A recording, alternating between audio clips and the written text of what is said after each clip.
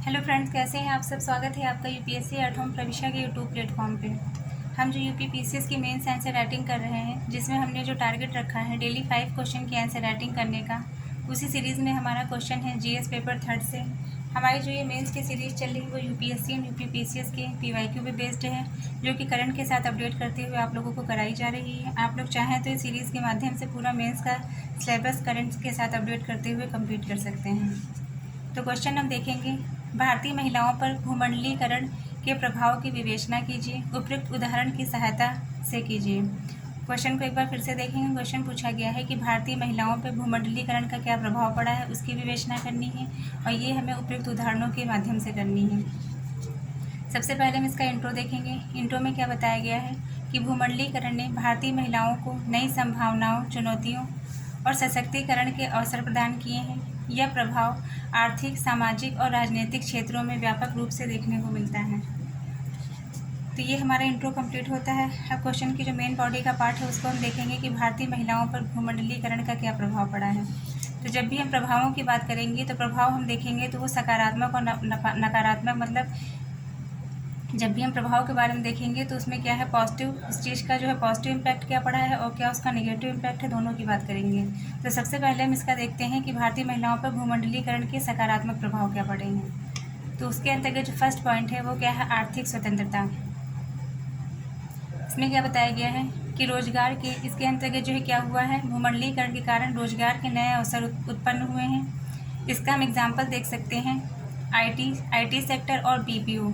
IT का full form होता है इंफॉर्मेशन टेक्नोलॉजी और बीपीओ का फुल फॉर्म होता है बिजनेस प्रोसेस आउटसोर्सिंग। सेक्टर में महिलाओं की जो भागीदारी है वह कितनी % में वृद्धि हुई है, 35% हुई है। और महिला उद्यमिता, इस भूमंडलीकरण के कारण महिला उद्यमिता का विकास हुआ है। महिला उद्यमिता से क्या तात्पर्य है, महिला उद्यमिता विकास एक ऐसा कार्यक्रम है जिसका उद्देश्य महिलाओं को व्यवसाय शुरू करने और चलाने के लिए आवश्यक कौशल, ज्ञान और संसाधनों से सशक्त बनाना है। यह महिलाओं को आर्थिक रूप से सशक्त बनाने और समाज में उनके योगदान को बढ़ाने में मदद देता है। नेक्स्ट हम देखेंगे शिक्षा और कौशल। इसका हम उदाहरण देख सकते हैं, नायिका की फाल्गुनी नायर। ये जो है महिला उद्यमिता के विकास का जो है उदाहरण है। नेक्स्ट पॉइंट क्या है, शिक्षा और कौशल विकास। इसके अंतर्गत जो है क्या बताया गया है, डिजिटल लर्निंग और ऑनलाइन शिक्षा का विकास किया गया है। डिजिटल लर्निंग का क्या मतलब है, डिजिटल लर्निंग का अर्थ होता है कि शिक्षा में प्रौद्योगिकी और डिजिटल उपकरणों का उपयोग करना।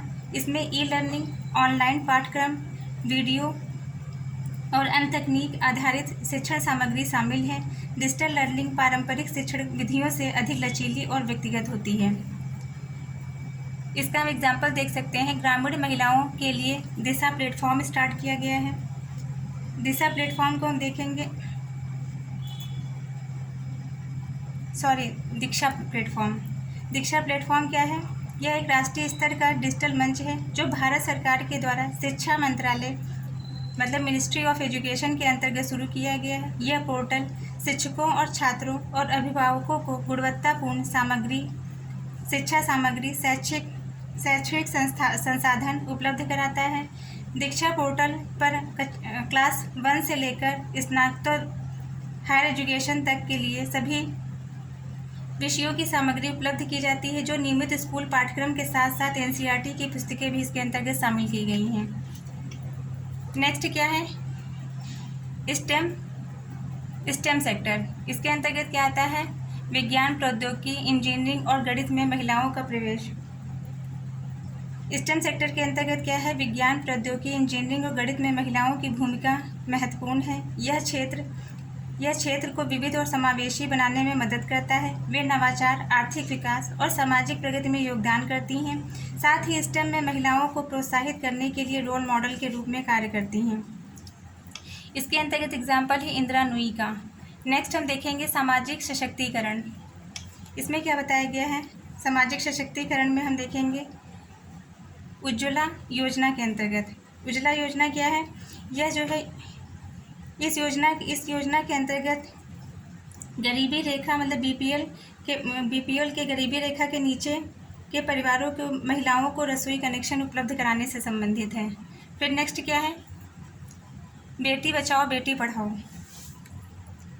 इसके अंतर्गत जो है क्या बताया गया है, यह भारत सरकार के द्वारा चलाई गई 2015 में चलाई गई एक पहल है। यह पहल लैंगिक संतुलन और लड़कियों के सशक्तिकरण के लिए शुरू की गई थी, जिसमें कन्या भ्रूण हत्या को रोकना, बालिकाओं को शिक्षित करना तथा जागरूकता कार्यक्रमों और सामुदायिक लामबंदी के माध्यम से लड़कियों के कल्याण में सुधार लाना, ताकि उनके लिए समान अवसर और अधिकार सुनिश्चित किए जा सकें। ये हमारा हो गया बेटी बचाओ बेटी पढ़ाओ। फिर है इसका एग्जाम्पल हम देख सकते हैं। नेक्स्ट है स्वयं सहायता समूहों का विस्तार किया गया है। स्वयं सहायता समूह क्या होता है? स्वयं सहायता समूह में बताया गया है कि यह स्वयं सहायता समूह कुछ ऐसे लोगों का एक औपचारिक संघ होता है जो अपने रहन सहन की परिस्थितियों में सुधार करने के लिए स्वेच्छा से एक साथ आते हैं। सामान्यतः एक ही सामाजिक आर्थिक पृष्ठभूमि से आने वाले लोगों का ऐसा स्वैच्छिक संगठन स्वयं सहायता समूह कहलाता है, जिसके सदस्य एक दूसरे के सहयोग के माध्यम से अपनी साझा समस्याओं का समाधान करते हैं। SHG स्वरोजगार और गरीबी उन्मूलन को प्रोत्साहित करने के लिए स्वयं सहायता की धारणा पर भरोसा करता है। इसका उद्देश्य क्या होता है? रोजगार और आय का सृजन करना। नेक्स्ट हम देखेंगे सामाजिक। इसका एग्जाम्पल क्या है? नाबार्ड द्वारा समर्थित 1 करोड़ से अधिक महिलाएं SHG से जुड़ी हुई हैं, मतलब स्वयं सहायता समूह से जो है जुड़ी हुई हैं। नेक्स्ट पॉइंट क्या है? सांस्कृतिक समावेशन। इसके अंतर्गत बताया गया है कि पारंपरिक और आधुनिक संस्कृति का संगम। इसका एग्जाम्पल हम देख सकते हैं, भारतीय महिलाओं द्वारा योग और वेस्टर्न फिटनेस को अपनाना। इसके नकारात्मक प्रभाव क्या हैं? उसके अंतर्गत जो पहला पॉइंट है वो है आर्थिक असमानता। ग्रामीण और शहरी महिलाओं के बीच अंतर देखने को मिलता है भूमंडलीकरण के कारण। इसका उदाहरण हम देख सकते हैं, कृषि में महिलाओं का श्रम कम आंकना, ग्रामीण महिलाओं के लिए सीमित अवसर। इसका एग्जाम्पल क्या है? कृषि क्षेत्र में महिलाएं 30% मजदूरी पाती हैं। सेकंड पॉइंट क्या है? सांस्कृतिक क्षरण। इसके अंतर्गत बताया गया है कि पश्चिमी जीवन शैली का आधुनिक अंधानुकरण हुआ है। इसका उदाहरण देख सकते हैं कि पारंपरिक परिधान की जगह पे जो है पश्चिमी फैशन देखने को मिलता है। फिर क्या है? कार्यस्थल पर भेदभाव। लैंगिक वेतन में जो है अंतर है, लिंग के आधार पर जो है वेतन में अंतर किया जाता है। महिलाओं को कम वेतन दिया जाता है। IT सेक्टर में महिलाओं का वेतन पुरुषों की तुलना में कम है। कॉरपोरेट क्षेत्र में महिलाओं को 50 से 20% तक वेतन कम मिलता है। महिला के खिलाफ अपराध में वृद्धि हुई है। नेक्स्ट पॉइंट क्या है? स्वास्थ्य सुरक्षा। इसके अंतर्गत बताया गया है कि कामकाजी महिलाओं पर 2 गुना बोझ है, मतलब उनको जो है घर परिवार की और ऑफिस की दोनों जिम्मेदारियों को जो है निभाना पड़ता है। इसका उदाहरण क्या है? कोविड-19 के दौरान वर्क फ्रॉम होम का भी प्रभाव इस पर देखने को मिला है।